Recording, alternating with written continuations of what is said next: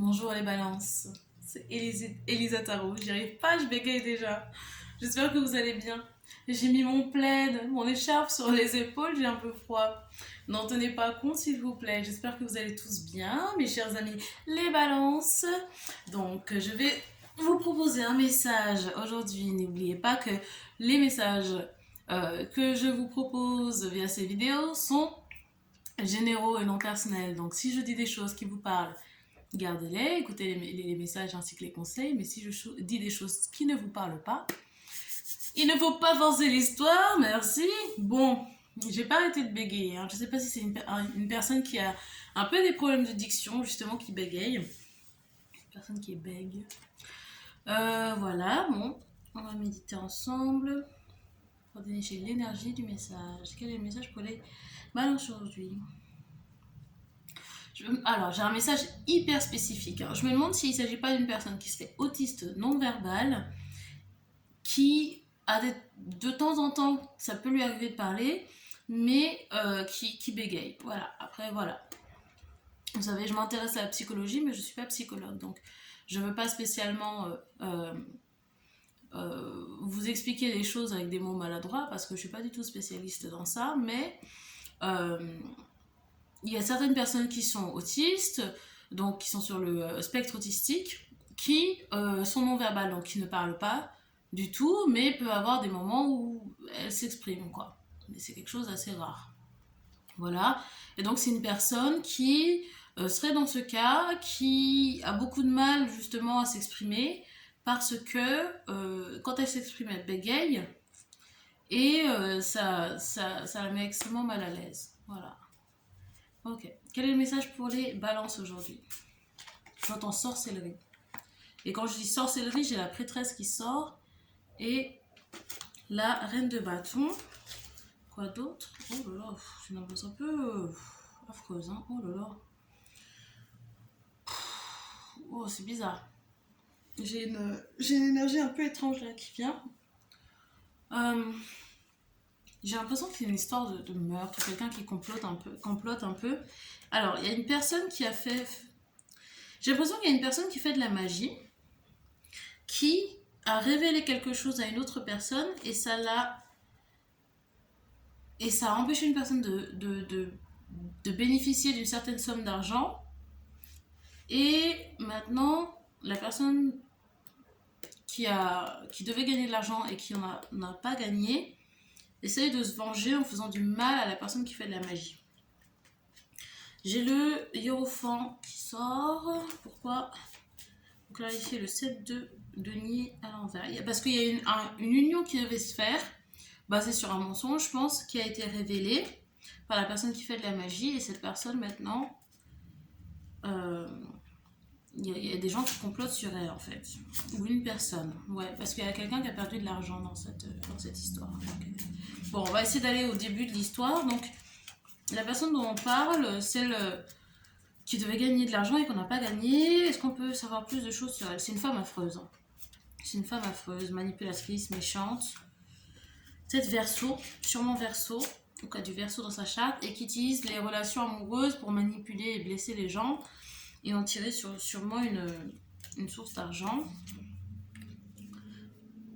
C'est une femme qui se présente, j'ai la reine de coupe, c'est une femme qui se présente comme extrêmement douce, maternelle, mais qui a vraiment des plans extrêmement cupides en fait. Ouais, qui brise souvent le cœur des gens, qui aime beaucoup faire du mal aux gens pour avoir ce qu'elle veut. Il y a une personne qui a une sexualité vraiment sans limite, quoi. Ok. Voilà.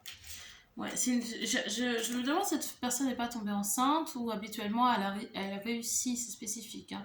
Elle réussit à tomber enceinte des personnes qu'elle target, hein, dans ses relations pour les piller et les briser, mais cette fois-ci elle n'a pas réussi à tomber enceinte.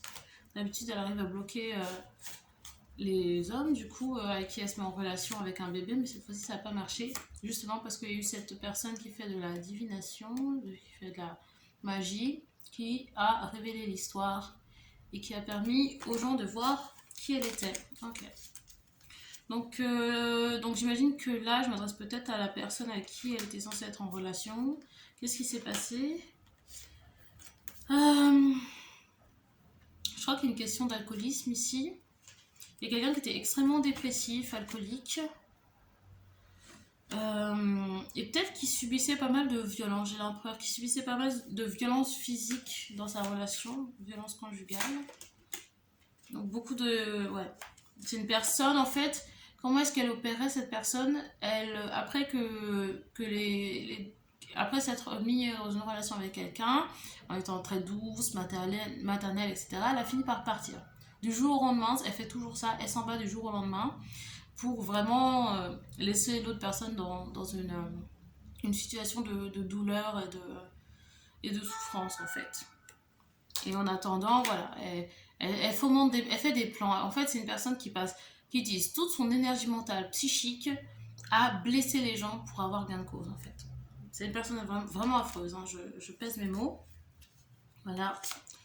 Et je pense que la personne qui était vraiment dépressive, alcoolique, etc., après s'être fait quitter, elle a réussi à passer à autre chose, justement, grâce à la personne qui fait de la magie, de la divination, ou quoi.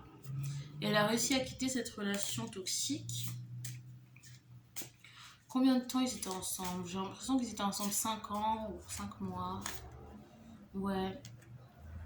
Et quand l'autre personne est partie, quand la femme est partie, la personne qui était avec, elle était j'ai pas envie d'utiliser des termes trop brutaux, mais elle voulait en finir. C'était vraiment. Elle savait pas comment elle pourrait continuer sans la femme en question, quoi. Okay. Donc, qu'est-ce qui s'est passé après la rupture? Je pense que s'en est suivi une période vraiment de descente aux enfers, hein. J'ai encore le 5 de coupe qui vient, donc une grosse dépression. Et puis plein d'expériences extrêmement désagréables, en fait, ont suivi cette rupture. Elle a essayé de se réconcilier avec la personne qui était partie, qui l'a ghosté, hein, totalement. Qui comptait revenir un jour, mais voulait vraiment que l'autre personne souffre beaucoup avant de revenir. Ouais. Et je pense qu'il y a eu pas mal des d'histoires sans lendemain, en fait, avec des inconnus pour pouvoir passer à autre chose, penser à autre chose, mais ça n'a pas marché, en fait. Ok, et le lien, du coup, avec la personne qui fait de la magie, c'est quoi? Elle est tombée amoureuse. Ah là là. Alors, j'ai l'impression que on va dire que c'est un homme, hein. L'homme qui a été délaissé, en fait, par l'autre femme manipulatrice, euh, a vraiment une mauvaise passe, est devenue méchante, en fait. La personne là en question, l'homme en question, est devenu extrêmement méchant, narcissique, aigri, et a commencé aussi à agir de façon vicieuse envers les autres personnes avec qui elle avait des relations. J'ai la mort et le diable.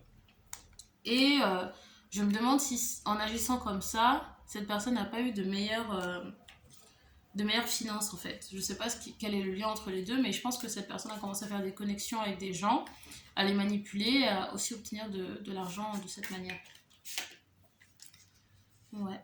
C'était une période vraiment... une période de la vie de cette personne où elle en avait rien à faire de rien, en fait. Elle était extrêmement cupide. À chaque fois qu'une personne rentrait dans sa vie, c'était pour la plumer, en fait. En profiter, etc. Vraiment le cœur brisé et le cœur noirci, quoi. Mais il y a eu un moment où cette personne est un peu sortie de ce rôle-là. Elle a commencé à voir le bon côté des choses. Je pense que c'est justement grâce à cette personne qui fait de la magie. Ouais, cette personne est tombée amoureuse. C'est un homme vierge, je pense. De qui je parle? Un homme vierge qui est tombé amoureux d'une femme qui fait de la magie, en fait. Et c'est là que cette personne a arrêté d'agir de façon absolument exécrable. Qu'est-ce qui s'est passé entre les deux? Il y a eu d'abord cette personne était dans... L'homme en question était dans une... comment dire, elle était toujours dans sa période toxique, en fait. Méchante, vicieuse, à utiliser les gens. Donc elle avait les mêmes intentions envers la femme en question qui fait de la magie.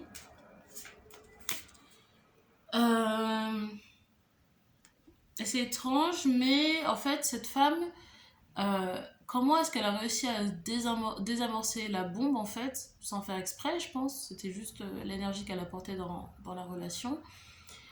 L'homme en question s'est senti un peu émasculé, en fait, parce que c'était une femme qui avait tout pour elle, la beauté, l'argent, les connexions, et qui voyait en lui pas spécialement un homme qui avait du pouvoir, en fait. Et je pense qu'elle a un peu brisé son ego, parce que c'est les attributs que lui avait, qui attiraient peut-être beaucoup de gens, son argent, son ego démesuré, peut-être sa façon d'être vraiment débridée, quoi. Ça l'a pas du tout impressionné. C'est une femme qui est pas facilement impressionnable et ça lui a dégonflé son ego. Et ça a fait ce qu'on appelle un ego death, la mort de l'ego. Quand on a des soucis euh, qui font qu'on a une personnalité qui a des traits narcissiques, la mort de l'ego, c'est le premier pas vers s'éloigner d'un comportement avec des traits narcissiques, quoi. Ok, donc s'en est suivi peut-être une dépression, la mort de l'ego a suivi une dépression, a ensuite laissé place à une dépression, et cette personne a commencé à réfléchir aux relations qu'elle avait eues. L'homme dont je parle a commencé à réfléchir aux relations qu'il avait eues avec les gens, comment est-ce qu'il en était arrivé là. Il a commencé à réfléchir à ce qui s'était passé. C'est une histoire, hein, je vous raconte une histoire. C'est vraiment un homme vierge, hein, j'ai l'ermite qui ressort. Il y a eu une période de solitude, de réflexion sur soi, etc. Voilà, et cette personne, elle est profondément brisée. Hein. La relation, cette fait quitter comme ça, cette fait ghoster comme ça l'a brisée de l'intérieur. C'est une personne qui pense ne plus pouvoir aimer quelqu'un normalement, en fait. Après cette fait délaissée comme ça. Ouais. C'est une personne qui est plus du tout intéressée par construire quelque chose de solide. Elle veut juste des relations sexuelles, relations centrées sur l'argent, etc. Bon, j'ai envie de me pencher sur la relation entre les deux. Est-ce qu'on est dans une relation amoureuse ou c'était juste une rencontre au final? Ouais, non, c'était pas spécialement une relation amoureuse, je vois pas de couple. C'était pas une relation amoureuse, je pense que c'était une relation quand même basée sur l'argent. Je pense que cette personne, en fait, l'homme vierge, peut-être vierge, de qui je parle, est plus capable en fait de donner des émotions à quelqu'un d'autre. En fait, c'est une personne qui sait seulement sortir le chéquier, quoi. Ouvrir son porte-monnaie, sortir la carte, le chéquier. C'est plus vraiment donner de l'amour en fait à quelqu'un. Ouais, et qui est vraiment dans une position où elle évite et se défend des gens qui essayent de l'approcher avec des émotions en fait. Ouais. Et je pense que ce qui a attiré justement cet homme vers cette femme, c'est qu'elle était très indépendante. Ce qui a fait qu'il l'a stalké excessivement. Il y a eu beaucoup de cyber-stalking. Il l'a beaucoup espionné sur les réseaux. Voilà. C'est peut-être quelqu'un qui a des problèmes avec la justice. Ouais. Je pense que c'est quelqu'un en fait qui... L'homme en question, je pense, a commencé à réfléchir à sa façon d'être, etc. Mais pour cette personne, pour cet homme-là, c'est impossible de retourner à une disponibilité émotionnelle. Pour cette personne, c'est plus possible du tout d'avoir une relation amoureuse avec quelqu'un d'autre, avec une femme notamment. Une relation amoureuse, c'est exclu. C'est une personne qui a été tellement brisée par cette première, je sais pas si c'était sa première relation, mais cette femme qui est partie sans rien dire, qui l'a laissé tout seul, il a plus la force, plus l'envie d'aimer quelqu'un. C'est triste hein, quand même, c'est sombre. C'est profond parce que là je ressens vraiment que cette personne elle y a pensé, elle a essayé mais c'est même plus possible. Elle se sent incapable de le faire. Elle se sent capable juste d'avoir des relations sexuelles et de partir. Voilà, relations sexuelles et partir. Voilà, payer quelque chose, faire des cadeaux, machin, mais émotionnellement j'ai vu aucune coupe. Je crois depuis le début de la lecture, zéro coupe. Aucune émotion. Très très froid. Ok. Donc, est-ce qu'il y a un problème dans cette histoire? Parce que là, j'ai l'impression d'avoir raconté une légende, mais je sais pas quelle est la problématique ici en fait. C'est pas le problème, j'ai plein de cartes. Je vais prendre. On a le 6 de denier, le 4 d'épée, le jugement, le 3 de coupe.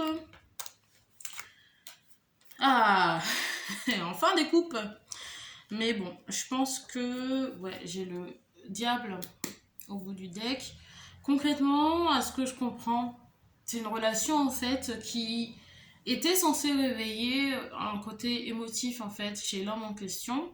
Ça n'a pas marché en fait parce que je pense que cet homme n'a pas voulu euh, se rendre vulnérable. Et dans une relation amoureuse, c'est obligé d'être vulnérable. En fait, recevoir et donner, ça implique d'être vulnérable, de faire confiance, de donner le bénéfice du doute. Et cette personne, elle a pas senti la force en fait de le faire. Je pense que c'est même pas de la mauvaise volonté en plus. Elle a juste pas, elle a plus la force en fait d'être vulnérable pour quelqu'un d'autre. Elle est encore en train de lécher ses plaies. Elle est encore en train de souffrir de l'abandon de la personne dont on a parlé au début. Donc elles se sont pas capables en fait de le faire. Et je pense que c'est peut-être deux personnes qui ont essayé vraiment d'être ensemble, mais ça n'a jamais marché en fait. Parce qu'il n'y avait pas de vulnérabilité émotionnelle. Donc du coup, c'est une relation qui a eu beaucoup de pauses à mon avis. Et ils ont commencé, ils ont repris beaucoup de réconciliation. Voilà, je pense qu'il y a eu des pas en avant de fait, des moments qui ont été partagés qui étaient sympas, des efforts de fait, des réconciliations, beaucoup de réconciliations. Voilà, beaucoup de célébrations ensemble, mais il y avait ce problème de fond de cette incapacité à se rendre vulnérable qui a fait que cette relation n'était pas possible en fait. Et puis je pense qu'il y a eu toujours des personnes impliquées en fait. C'est jamais une relation à deux. Il y avait toujours une autre personne, voilà, un couple. Je pense que cette personne, elle fréquente beaucoup. Je pense peut-être les deux, hein, mais il y a eu pas, il y a pas, c'était pas une relation que tous les deux. Il y a toujours quelqu'un d'autre dans le schéma, quoi. Ce qui a fait que ça n'a jamais marché en fait. Pourtant, je pense qu'il y avait quand même des sentiments. Il y avait des émotions de ressenti, mais pas de partagé, je pense. Dans le sens où c'était sûrement réciproque, mais ça n'a jamais été verbalisé, concrétisé, ou où il n'y a pas eu d'action en fait pour avancer dans une relation à deux en fait. Voilà. Ok. Et peut-être prendre le ressenti en fait des deux. Quel est le ressenti en fait de l'homme peut-être vierge de qui on parle? Le ressenti. Je pense que c'est quelqu'un qui a beaucoup d'ego encore. C'est quelqu'un qui est très très fier et qui se dit peut-être cette relation elle n'a pas abouti et qui est content que ça n'ait pas abouti parce qu'elle ne s'est pas laissée avoir encore une fois. Il y a un gros problème de confiance en l'autre. Hein. Un gros problème de confiance et cette personne elle se dit je me suis pas laissée avoir comme la première fois, elle est fière d'elle en fait, elle n'est pas tombée. Ouais. Parce que ouais, j'ai le chevalier de coupe et la mort, parce que pour cette personne tomber amoureuse c'est la pire chose au monde. C'est une condamnation à mort quoi. C'est ce qui suit les choses les plus horribles. C'est pour ça qu'elle préfère rester dans cette énergie de diable, énergie de toxicité et d'immaturité. Parce que tomber amoureux, c'est le début des problèmes, quoi. Voilà. Et le ressenti de la femme qui fait de la magie, du coup. Oups. Quel est son ressenti? Je vais tomber. 4 de bâton. Ah, c'est une personne, je pense, l'autre personne elle est déçue. Ouais. Elle est déçue mais elle est passée à autre chose. Ouais. Je pense que la femme de son côté, elle est déçue. Hein. Elle est déçue parce que il y avait une volonté quand même de construire quelque chose avec l'autre personne. Et de la déception. Voilà. C'est parce que c'est un projet qui n'a jamais abouti, mais c'est une personne quand même qui a réussi à se sortir de cette relation où elle n'était pas satisfaite en fait. voilà, qui a laissé la tour tomber, qui s'est éloigné beaucoup de l'autre personne, qui a coupé sûrement la communication aussi. Parce que c'est une personne qui est vraiment orientée vers les relations de couple stables, à deux, officielles, mariage, etc. Donc elle a laissé la relation périr. Voilà. Ok, bon. Ben, un dernier message par rapport à cette situation, je vais tirer d'autres cartes aussi. Ouais. Je pense que c'était une relation qui était peut-être pas vouée à l'échec, mais c'était vraiment un gros challenge. Voilà, et ça s'est pas fait.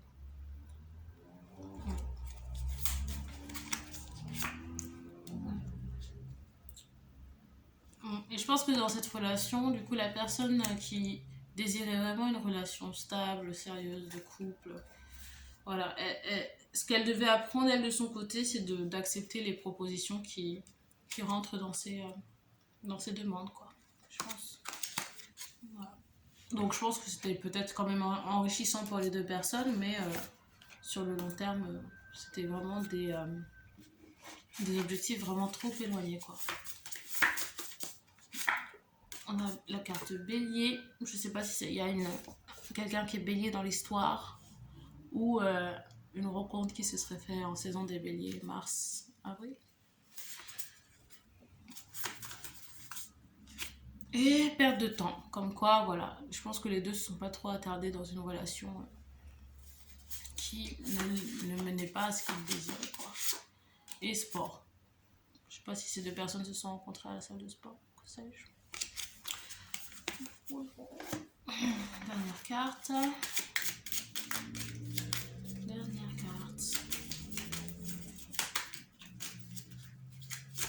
Oh.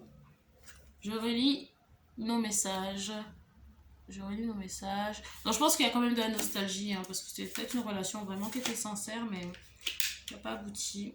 Travail indépendant. Je ne sais pas si ces deux personnes ont eu la motivation de changer peut-être de filière, ouvrir une entreprise ou quelque chose suite à cette relation. Et perte d'emploi. Voilà. Il y a une problématique du travail aussi. Voilà, sur laquelle j'ai pas spécialement envie de me pencher parce que c'était pas. Voilà, c'était une histoire en fait. J'ai l'impression de vous avoir raconté une histoire. Voilà, je pense que la relation est terminée. Après, peut-être qu'il y a l'une des deux personnes de cette relation qui a besoin de clarification pour comprendre ce qui s'est passé en fait. Voilà. Vous en faites ce que vous voulez. Bon, c'était le message pour vous les vierges aujourd'hui. J'espère que ça vous a plu. N'hésitez pas à liker la vidéo, vous abonner à la chaîne et laisser un commentaire pour me dire si ça vous a parlé ou pas. Je vous souhaite une très bonne journée, soirée, matinée, vacances, Noël. C'est trop tôt pour parler de Noël. À tous les vierges et puis on se revoit bientôt. Au revoir, gros bisous.